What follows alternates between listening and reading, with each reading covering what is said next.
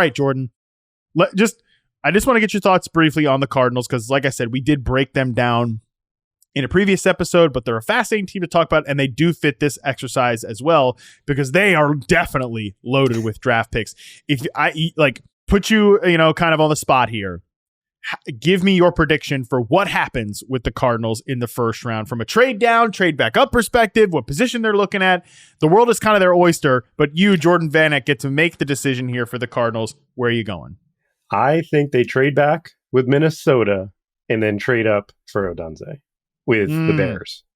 Okay. Because the Bears want to move back to get the defensive end. I don't think they could sell to their fan base. We passed on Odunze, but they need more picks because obviously they only have, I think they have like 4 picks in total right now or 5.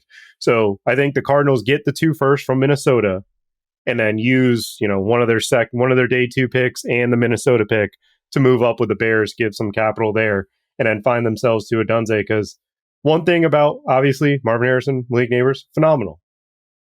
They ran their offense through Trey McBride efficiently. And if you added Odunze with Michael Wilson, 2 big-bodied dudes, they brought back Greg Dortch. He could play the slot. That's fine.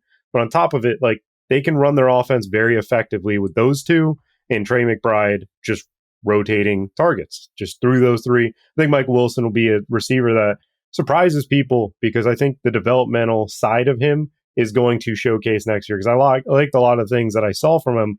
It was just tough with Kyler coming off the ACL, Josh Dobbs. It was a difficult season for the Arizona Cardinals, but they need a lot of things, and getting the 2 first-round picks from the Vikings should be where they start.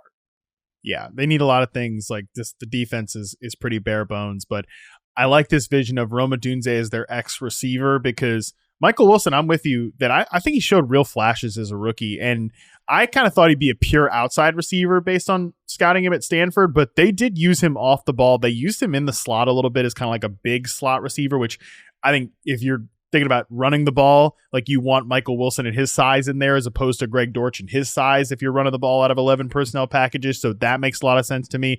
I can see where that receiver room comes together around Rome Odunze, who I think at his peak is a guy you can funnel the offense through, but they have a legit target earner in Trey McBride there.